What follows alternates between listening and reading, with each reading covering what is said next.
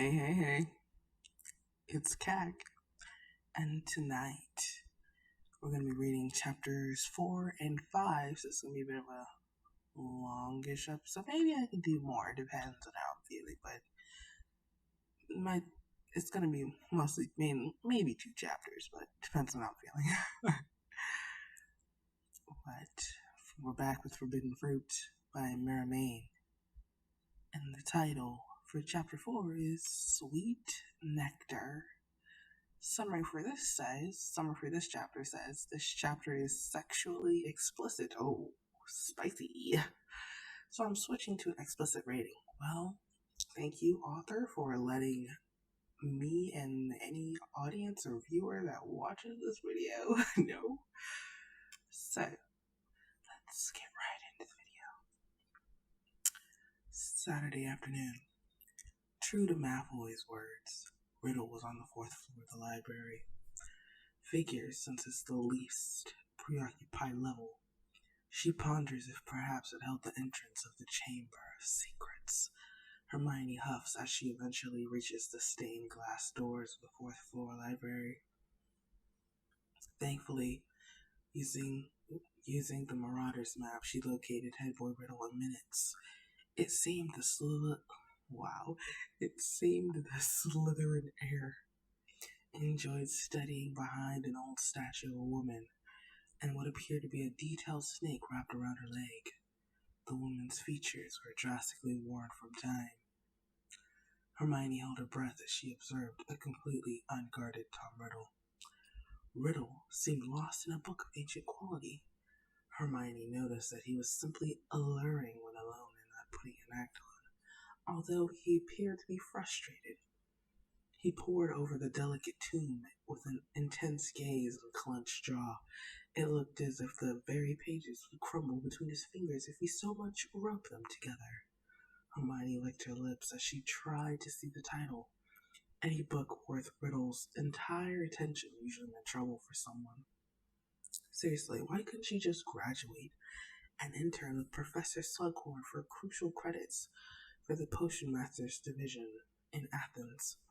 Why does she always get pulled into the mysteries of Hogwarts halls?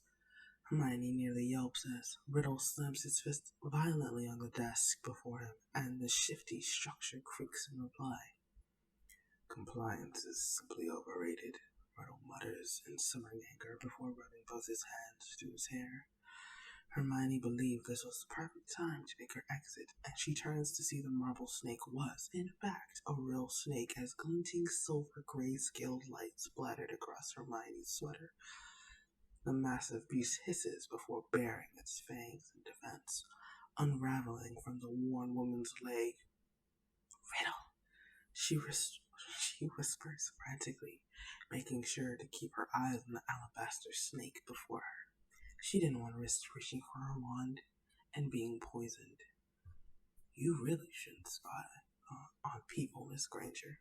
It's very unbecoming for a lady, Riddle whispers in Hermione's ear. She jumps before turning around to face the more challenging serpent in the room. I was not spying, Riddle. I came looking for you. Hermione looks over Riddle's shoulder to the desk, hoping to catch a glimpse of what angered the usually cool man before her. That's not what Jari says. Looking for something, Granger? Riddle questions with a raised eyebrow and smirk. Hermione sneers at the silver-white snake Jari before her cheeks redden. Why did you have the Slytherin spare me? Hermione blurts out, before silently cursing her lack of charisma.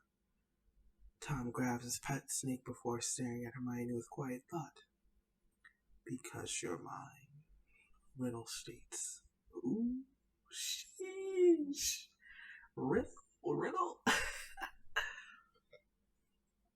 Dine and dash.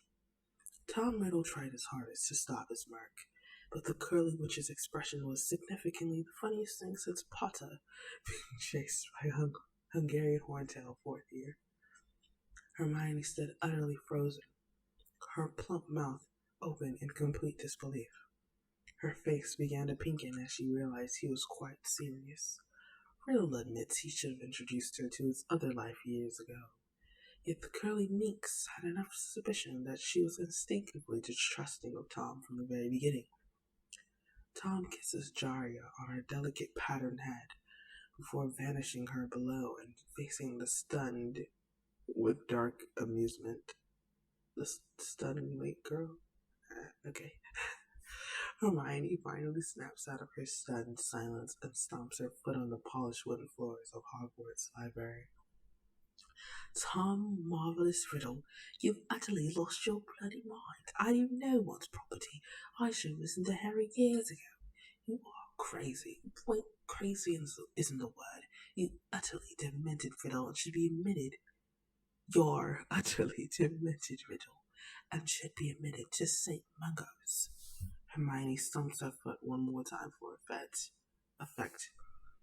Yet the head boy just stares lazily at her breast. He enjoyed antagonizing the witch. Her breasts jiggled quite deliciously when she was irate. Oh, how he loved casual weekends specifically for this reason. Wow. Riddle smiles before returning to his hidden alcove and propping onto the old desk. Miss Granger, your innocence is refreshing. Being around housemates with their own futile agendas have become so tiresome. I was protecting you from harm. Excuse me for enjoying the look of your hair upon your head and not the floor. Tom mutters before conjuring a comfortable chair for Hermione. However, the cheeky girl grabs the old chair belonging to the desk and sits down, crossing her black stocking legs and pulling her black velvet skirt down further. I do have my own agenda, Thomas. It just doesn't involve the naming of muggles and archaic ideologies from your slowly crippling college bloodlines. It revolves around potions and creating new life-altering ones. Hermione spews before lowering her defenses at Tom's indecipherable look. They both know quite well how Hermione has planned for her future. After all, he's the only one who would listen. Oh, my bad. Thank you for saving me, although a warning would be appreciated, and I'm not an object, Riddle, she says softly. Riddle nods solemnly before grabbing his defense against the dark arts essay on inquiry. Professor Snape, surprisingly, was around 7th year's free reign in choosing the topics to study and research about. Hermione bites her lip as she pulls her own homework out with a fluttering stomach. Riddle, what were you reading earlier before your snake nearly attacked me? She adds dramatically. I thought you weren't spying on me, Miss Granger. Jaria would never attack unless given the order, Riddle says, while listing the complex ways to show inquiry and elegant calligraphy. Hermione silently watches his sleek strokes before continuing to subconsciously draw little snakes along her notes as she stumbled through her thoughts. She scratches them out at realization before shoving her notes back into her bag haphazardly. Yes, well, I did glimpse a book, and I admit it piqued my interest with it. You know me and books. What's it about? Hermione tries to remain nonchalant, yet Riddle could see her thumping pulse through her pale, freckled neck. She was utterly adorable, he thinks, before putting his emerald quill down and standing over her. He gently grabs her chin, and she looks up with flushed skin, a touch of hesitancy in her hazel eyes. Has no one ever told you that curiosity killed the cat, little lioness? Tom murmurs and relishes the way she shivers in his hand. Ooh, sheesh. Hermione licks her lips as she inhales his masculine scent of herbs, rosemary and mint, burnt cedar, and a subtle smell of iron Riddles. Wow, there's no period. And a subtle smell of iron. Riddle smiles as he rubs his thumb over her Cupid's bow. Aren't you ever curious, Hermione, what it would be like to walk on the dark side? To let your inhibitions soar? You're awfully good at playing a good girl. I wonder how naughty you could be. Oh my god. Tom was whispers softly as he begins to scratch her scalp lightly with his nails. She lets out a throaty growl, making Riddle grab her waist before picking her up and putting her onto the rickety desk. Hermione snaps out of the pheromone-induced trance and tries to get down. However, Tom puts his arm up with a darkened look of want. Riddle? Hermione asks quietly, and Tom takes a deep breath before staring at her eyes. Calmer. Controlled. Hermione, let me taste you. Oh my gosh. Hermione, let me taste you, he says thickly, as she whimpers as soft tremors wreck her body. I've never...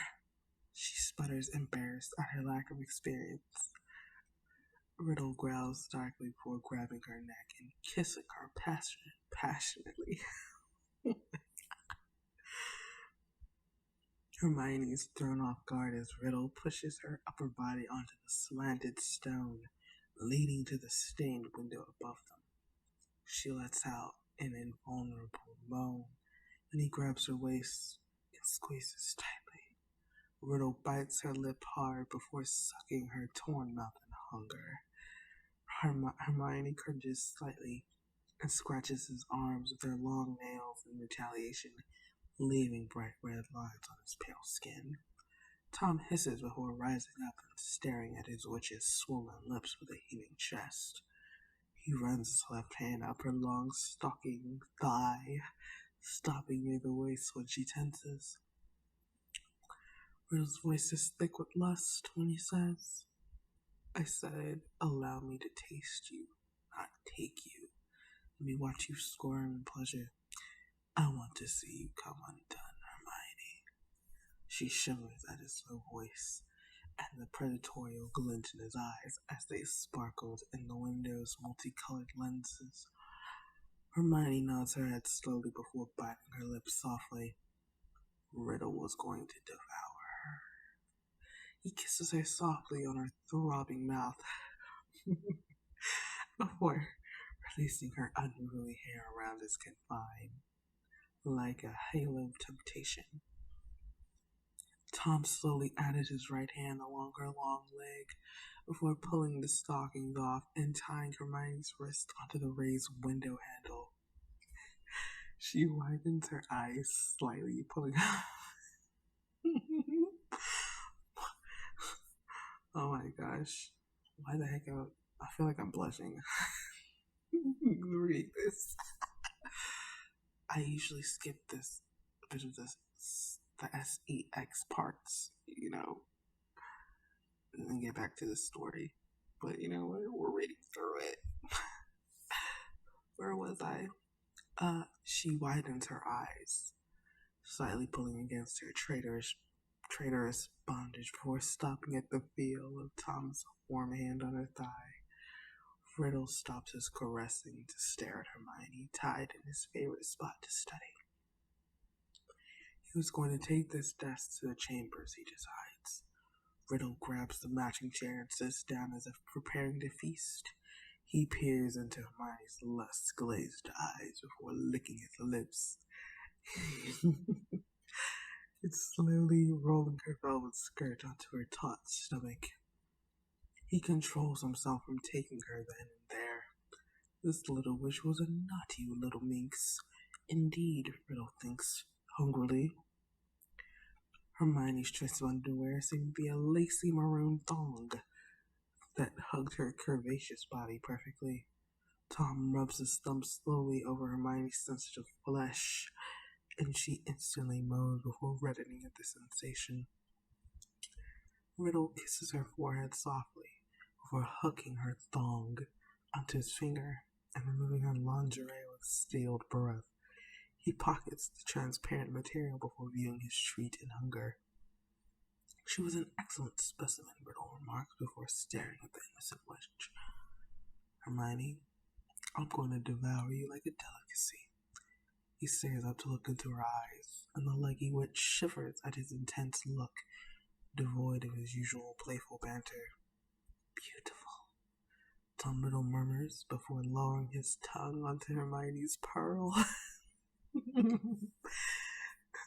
She instantly bucks upwards in surprise and pleasure. Riddle chuckles as he lowers her back down.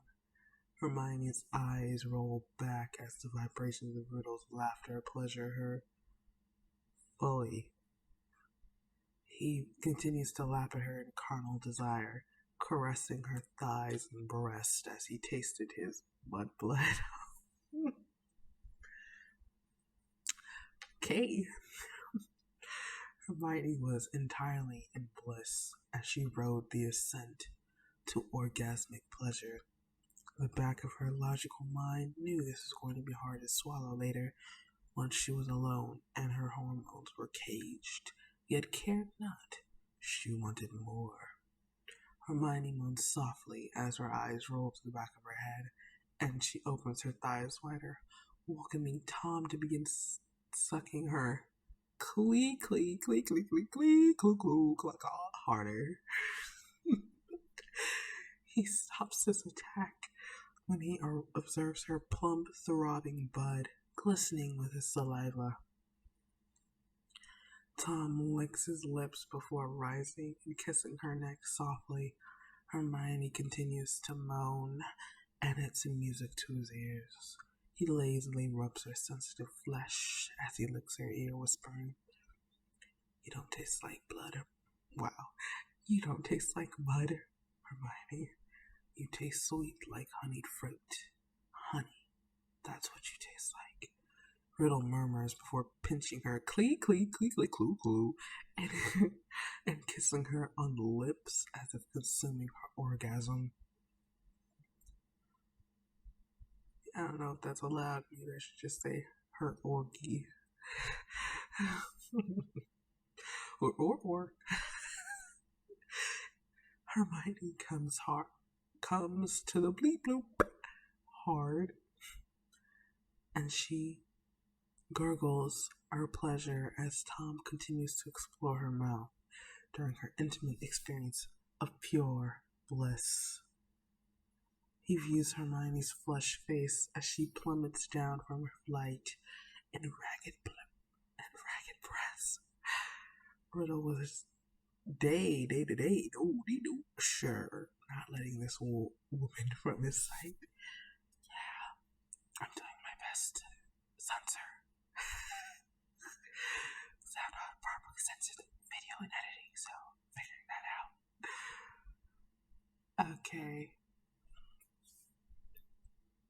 Yeah, okay. Riddle straightens his suit before unrolling her skirts and untying her red wrist from their confines. Hermione is still trying to process her mind-blowing orgy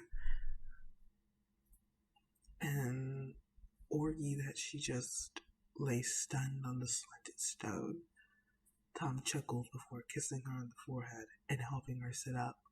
He glances at his watch before sighing. "I would wish to show you my many other talents. However, the world will not take over itself. I must go to a premeditated meeting. I shall enjoy the sweet taste of you on my lips. We will have lunch at Hogsmeade tomorrow. Please do not make me come looking for you." He kisses her hand before grabbing his bag and sauntering away. Hermione sat there for probably 10 minutes before she began looking for her scattered belongings. It took several failed axioms before she realized it was no use. "That snake took my panties," she whispers incredulously, while transfiguring a roll of parchment into white cotton knickers. Okay. On to the next chapter. Chapter 5. According to plan. Hermione knew her disillusionment charm to be compelling, yet it didn't make her walk of shame any less mortifying, no matter how much she tried to focus on everything else. But the slight throbbing between her legs did the sensation intensify. Fortunately, a majority of the school was outside enjoying the unusually warm November weekend. She eventually arrives at her hallway on the 6th floor corridor. Beetle button, she murmurs, her heart racing against her ribcage as the weaved tapestry of ivy moved to reveal a stone corridor behind. Hermione quickly runs to a door before removing her wards and heading straight to the bathroom. She runs the claw tub bath before slowly undressing and sinking into the scalding waters. Hermione dropped under the water and replayed the moment of her orgy. She felt alive. She's had an orgy before. She was quite skilled at wrangling one out during exam times. Wow, Hermione, wow. You did you. No, this was different. It was more carnal. It was exhilarating. It was taboo. Riddle was taboo. His dark lifestyle was merely a flitting thought to Hermione, of course. She was curious, but of late she has always been scared to cross that threshold. They have somehow come to an unspoken agreement years ago on the matter. Riddle kept that part of his life private, and she decided years ago to look past his shifty extracurricular activities and progress of their studies. She had her suspicion, and quite frankly, it made her stomach queasy to think any were true. However, however, Hermione knew this changed everything. Being academic partners with mild chemistry was different than actually acting on those whims locked deep in the recess of her mind. She would have to face him tomorrow. She would have to face him tomorrow if he was serious about finding her. She would just have to explain that today was a mistake. Hermione groans before submerging herself into the steamy waters. Sunday afternoon. Miss Granger, must you Gryffindors always be so melodramatic? Zabini asks with a raised eyebrow. Hermione stares at him from her plaid, maroon, and gold blanket. She was currently trying to read as she watched the boys and Ginny play Quidditch on the sunny, crisp air. It seems Riddle was not accepting her polite decline. What? What did I just say? It seems Riddle was not accepting her polite decline for their lunch date and sent Malfoy and Zabini to get her. I owled Riddle earlier that I was busy and had to reschedule. Now leave me alone before I practice this new hex Ginny learned from Bill Weasley. It's supposed to switch the victim's genitals. Hermione snaps her sunglasses down before turning back to her novel. Draco growls for plopping down and snatching the tiny witch's book, careful to cover his body from the hex. Malfoy, give that back. Hermione hisses softly, not wanting to alert the boys and their brash behavior. Hermione could handle matters for herself, and usually without the blood loss. Listen, Granger, please follow us to Hogsmeade and enjoy a nice lunch with Riddle. He's in an unnaturally good mood, and we would like it to stay that way if you catch my drift. Draco mutters gravely. Hermione stares at him silently before shifting her eyes to the dark-skinned Zabini. Fine, but no more pranks this year, or I swear I will make your last year here seem like a stain in Azkaban. Riddle will get enough to order me around like I'm some lackey. Hermione jumps up before smoothing her oversized gray cardigan out and stomping her boots towards the Hogsmeade trail. Draco Malfoy stares at Zabini with raised eyebrows before following the angry witch. Blaise follows before eventually catching up. I bet dating her is pretty intense with the scolding and threats. Zabini mutters as they follow from a safe distance. Draco chuckles in the crisp fall air. Yeah, well, I bet dating the Dark Lord would be more tense. I feel sorry for the girl. She's not too bad if you look past her swottiness. Draco stares questioningly at Zabini's stalled steps. Malfoy, you need to be discreet when referring to our master's identity, he says seriously. Draco nods his head before urging him to catch up with Hermione. Hermione was not looking forward to this meeting with Riddle. She was going to have to tell him to stay away from her. She can risk her future when it was within her grasp. Besides, she wasn't going to be a conqueror for the smug snake. Hermione and the two Slytherins enter into Hogsmeade's central entrance right when Miriam Solwyn abruptly pushes past the group with anger, tears, and threats of revenge. Draco stumbles back, dropping his wand with a curse word. Way to keep it classy, Solwyn. Malfoy yells to the icy blonde as she makes a rather rude gesture in return. Davinci rolls his eyes before heading towards tome and scrolls. Hermione watches as Solwyn's figure disappears to the trail back to Hogwarts. Malfoy? Hermione asks as guilt from last night wrecks her form. Sure, she couldn't stand Miriam Solwyn or her cruel group of friends, but she didn't mean to come to Riddle and Solwyn's relationship. What kind of head girl am I? Earth Granger, Malfoy says while waving his hand in front of her furrowed brows. Hermione snaps out of her thoughts before smiling sheepishly. Sorry, I was just... What's wrong with Solwyn? She asked before following Malfoy to tome and scrolls. Draco turns around towards the path they just left before staring back at Hermione before smirking. Oh, well, let's see. Oh yes, Riddle told her last night that her services were no longer needed and she was relieved of her title as his girlfriend. She didn't take it too well. Serves her right. She was beginning to walk around like she was our queen, ordering me around like I was some common mud. Draco stops his rant to stare back at the stunned Muggleborn behind him. He sighs before retracing his steps. Granger, look. Don't think any of this is your fault. Riddle has a peculiar taste that someone doesn't have a chance in. Heck, to fill, you however do. Riddle has claimed, honestly, you cannot be as intelligent as you are. Yet so naive, Draco implores.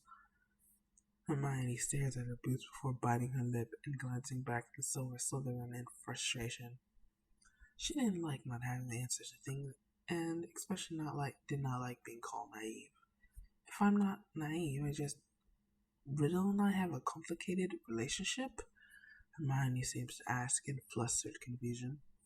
Draco laughs loudly. Complicated is what you call Daphne in my relationship. You and Riddle? Okay, look, for someone who wasn't as particular with the pedigree of your bloodline, you would be the first.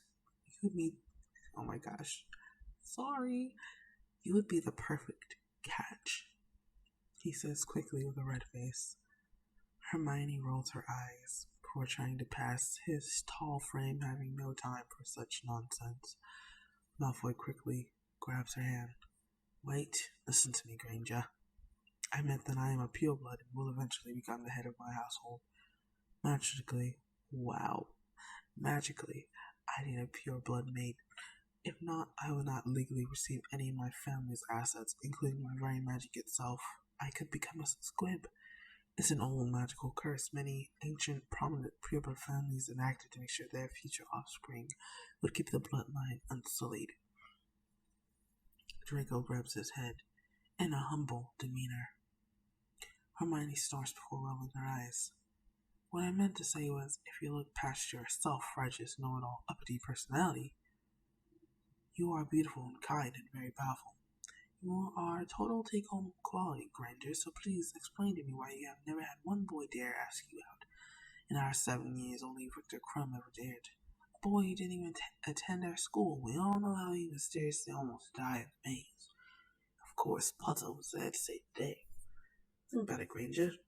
Why has no one ever bothered you besides harmless school quails? Malfoy waits for this knowledge to sink in, knowing he was most likely going to feel Riddle's wrath. But the poor girl... Oh my gosh. But the poor girl deserved to know who she was up against. Hermione stares at Draco before staring at a distant place, Zabini, who is currently warming his hands with impatience etched on his face. She stares back at Malfoy in shock before softly saying, Riddle? Draco clenches his jaw before putting his arm around Hermione and ushering her towards the old bookstore. Come on, Granger. I've already said too much, Draco says softly as they walk towards the dusty windows of tome and scrolls. Hermione allowed Malfoy to guide her inside the warm building, and for her first time in her life, she was not ecstatic to enter a bookshop. Well, well, well. Well, well, well. Miss Granger, you gotta meet with Tom Bloody Riddle. But, yeah, I don't feel like reading another chapter, because, I want to read a cracked fanfiction of some type. So, that's going to be uploaded shortly. So, hope you like this ASMR video. Did I give you tingles? I hope I did. I made some mistakes. Oh my gosh, it was freaking awful, but all in good fun, all in good fun. This channel says chill vibes all day, every day. So stay chilly.